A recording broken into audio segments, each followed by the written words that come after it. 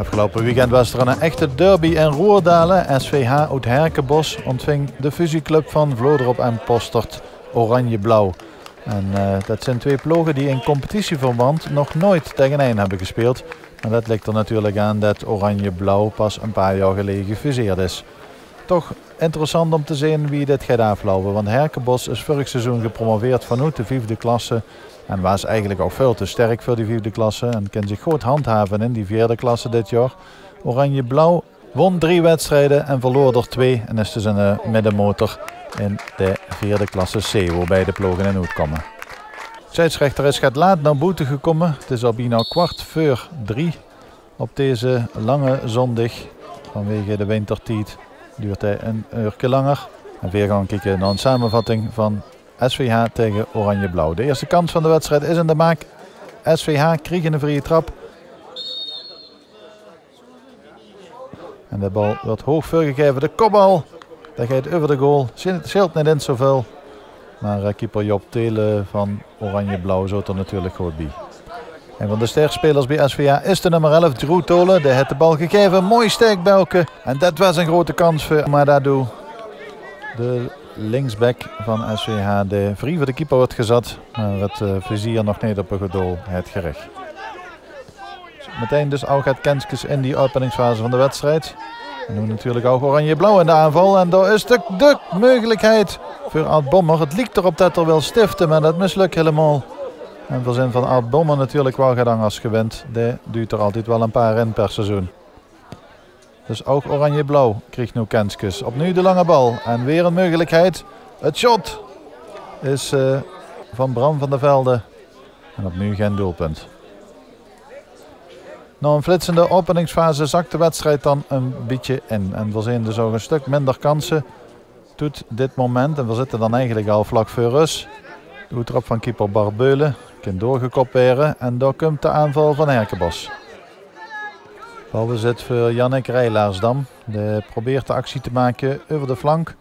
Moet dan terug, wacht dan even met voorzetten. Kan Bas nog de voorzet. En de kopbal is van Enzo Dirksen. Maar dat gaat recht in de heen van keeper Job Teulen van Oranje-Blauw. Enzo Liekever op een doelpuntloos gelijkspel af te gaan voor de rust. Maar er komen toch weer het kansjes. Want opnieuw is de actie van Drew Tolen. Hij zoekt naar een vrije man. Besluit maar eens voor te zetten. Dan moet er op een gegeven moment ook een schot komen. En dat komt er dan ook. Maar weer niet richting de goal. En zo wordt er wel get gecreëerd. Maar eigenlijk wordt de bal veel te weinig tussen de palen geschoten in die eerste helft. Kan Herkenbos dan toch nog op voorsprong komen. Want dat is de ploeg die toch wel de beste kansen kreeg. Dit is een fraaie omhaal. Drew Tolen, hij gaat heel mooi zijn gedachten. Maar dat lukt dan net niet. Vlak voor rust dan. Nog een keer Oranje-Blauw in de aanval. Overtreding, maar dan wordt het doorgevoetbald. En dan kan Art Bommer er vandoor. Hij heeft de voorzet in de hoes. En dan de kans en op de paal. Door was Oranje-Blauw toch nog heel Dunby in de treffer voor de rust. En in tweede instantie dan boetespel gegeven. Maar de bal op de paal. Nog een keer vanuit de anger ook gezien. Heel Dunby en de treffer is Oranje-Blauw. Maar de bal wil er in de eerste helft niet in. En dus gaan we rusten bij een 0-0 stand. Dan gaan we kijken naar beelden uit de tweede helft. Als verdediger Randy Roemer moet ingrijpen. Nadat Jannik Rijlaars dan probeert door te breken. En dan komt er wel nog een corner. En daar meldt zich dan voor Enzo Dirksen. Dirksen bal goed voor de kopbal en dan binnen. Daar is de goal van Herkenbos. Komt een beetje uit de log vallen. Maar het is Jeroen de Kaluwe die de kop er tegenaan zit. En de bal onhoudbaar voor keeper Job Teulen van Oranje-Blauw binnencup. Vrij doelpunt. Nog een keer in de herhaling. Prima getimed door Jeroen de Kaluwe. En volledig onhoudbaar de bal voor de keeper. Van Dunby binnengecup.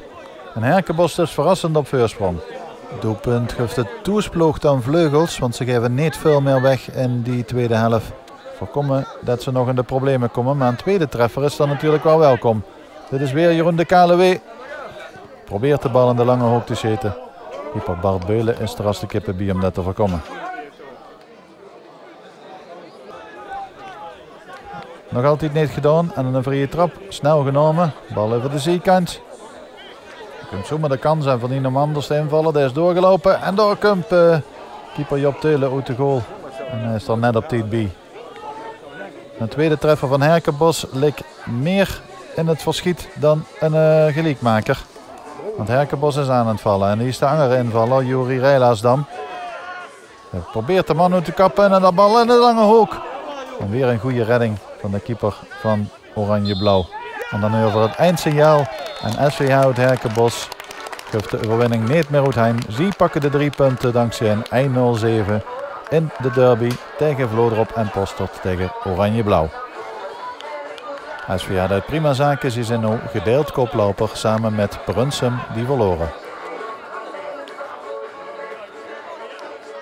We wisten van tevoren al dat het een moeilijke wedstrijd ging worden, dat het redelijk gelijk op zou gaan. En degene dat het gokje zou maken, dat is dan zou winnen. Hè? En dat serveerde vandaag, dus dat is wel lekker, ja. 2 ploegen die heel weinig weggeven eigenlijk in de wedstrijd. Ja, klopt, ja. We hebben dit jaar ook weer nog niets weggegeven. Ja, van Postert meer van gezien, maar die worden daar achterin ook sterk. Dus ja, inderdaad, redelijk hij ook zomaar 0-0 kunnen worden. Maar ik denk dat we voor 0 hebben gewerkt en alleen helaas niet heel gevaarlijk voor de goal. En de kansen die we hadden, die kleine kansen die we niet gemaakt. Als we die hadden gemaakt, dan had ik nog wel eens wel zin. Veel pech gehad vandaag. Ja, ook dat, ja. Ja, een balk op de paal. Ja, hij mocht erin. Zelf natuurlijk een grote kans gaan in het begin en dan had ik weer moeten scoren. Maar goed, dat is kloten. Stel eens even de Keurner en toen. ja, de Keurner, ik dacht van tevoren al, dat kost wel eens een keer goed gaan vallen. Ik ren dus naar de eerste paal en ja, dan kwamen we goed strak voor. Dus als we dan er tegen zitten, de kop, dan krijg je het snelheid met. Hè. Dat zit er goed in volgens mij. Leek genoeg voor de 3 punten vandaag. Ja, inderdaad, ja. Dus daar zijn we wel blij mee. Dan gaan we maar eens even fijn op drinken. Ik de blik ook naar boven gericht. Ja, je zit promovendus. Maar ja, goed, dan krijg je niet meteen wat kampioenschap in de tweede klasse, denk ik.